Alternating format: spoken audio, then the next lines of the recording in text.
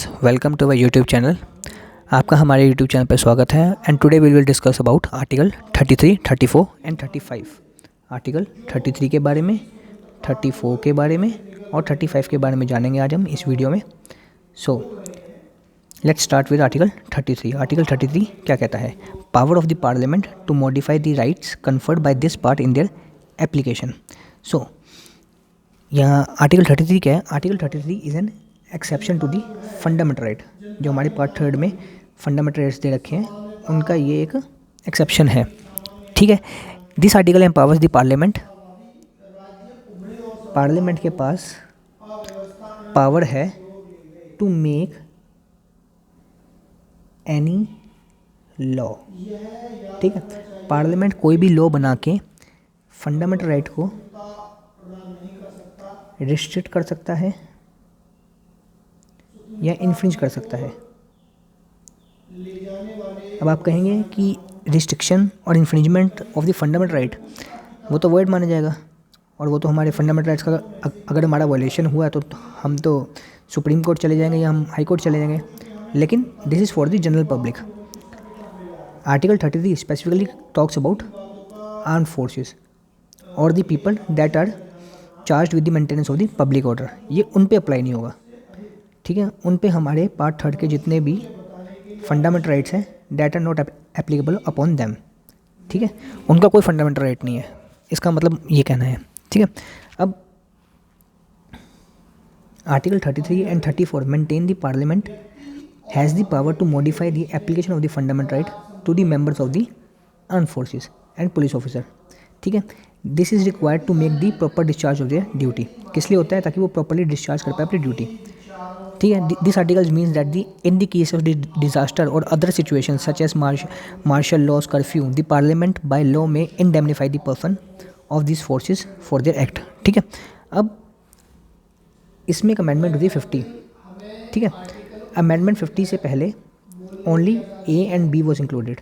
Now after the amendment of amendment 50 the 2 more clauses are inserted in it that are it also include the person employed in any bureau. जैसे रो वगैरह के हमारे ब्यूरोज़ हैं उसमें कोई बंदा एम्प्लॉयड है और कोई बंदा that is connected with the telecommunications उसमें कनेक्टेड है, तो उन सब पे ये अप्लाई नहीं होंगे, हमारे फंडामेंटल्स अप्लाई नहीं होंगे। Article 33 in article 33 the object of this restriction under this article is to ensure the proper discharge of their duties. Okay, जैसे मैंने आपको बताया था। Now Article 33 is also an exception to the Article 30 clause 2 which prohibits taking away or infringing of the rights granted by the part 3 of the Constitution.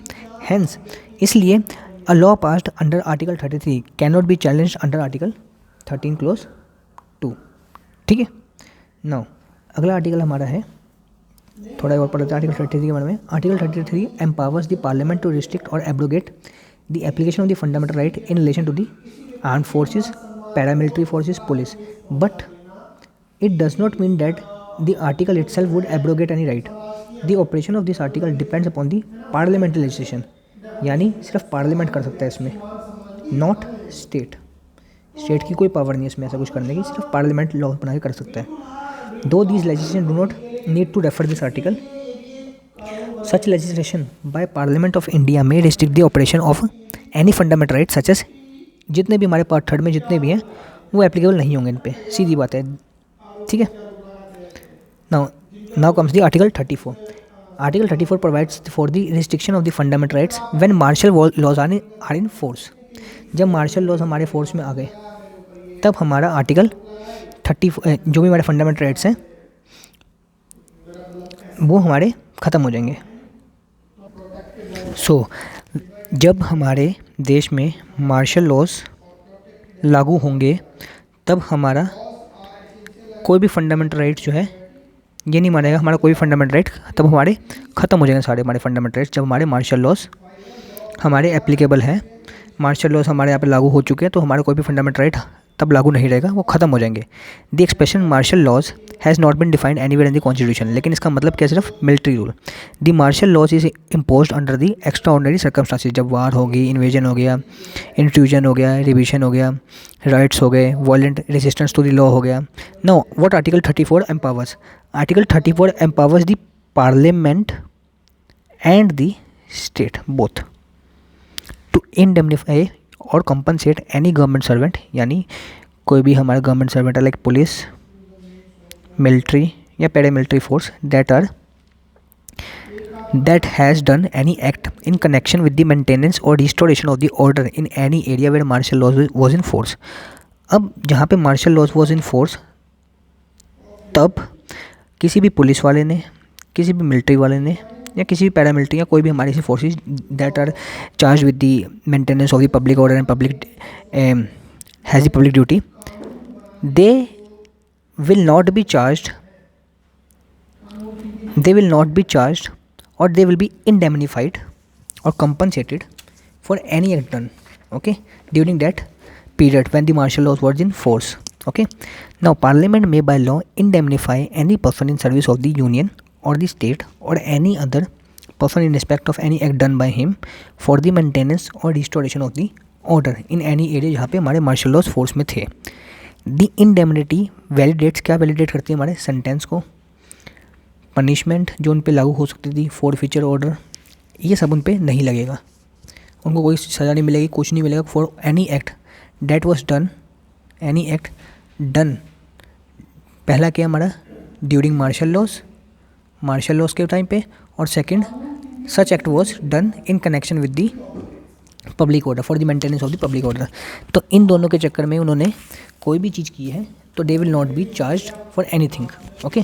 The power of the parliament is however subject to the two restrictions, क्या क्या restrictions हैं, जैसे मैंने आपको बताया, the act must be done for the maintenance of restoration of order और martial laws must be in force. अब क्या है मार्शल लॉस, ये कहीं भी डिफाइंड नहीं है, इसको हम यही कहते हैं कि it is a military rule, okay, it is not defined in constitution, ठीक है। The act of indemnity made by the parliament can not be challenged in any court of the ground of contravention of the fundamental rights, ये मैंने आपको बताया था। Now article 35, Article 35 lays down the power to make laws to give effect to the certain specified fundamental rights shall vest only in the parliament and not in the state legislature, okay। Article 35 क्या कहता है कि कुछ laws ऐसे हैं, ठीक है, for giving the, कुछ लॉज बनाए जा सकते हैं for giving the effect to the fundamental rights, जो कि सिर्फ पार्लियामेंट बना सकता है, स्टेट नहीं बना सकता, ठीक है। That means parliament only to make law. अब कुछ ऐसे हमारे इसमें दे रखे हैं जहाँ पे सिर्फ पार्लियामेंट ही लॉज बना सकता है, ये सारे आपको बता रखे हैं, सिर्फ इन पे हमारा सिर्फ पार्लियामेंट लॉ बना पाएगा, स्टेट नहीं बना पाएगा, ठीक है। So that's all for the day, thanks for watching our video, do like and subscribe our channel, thank you.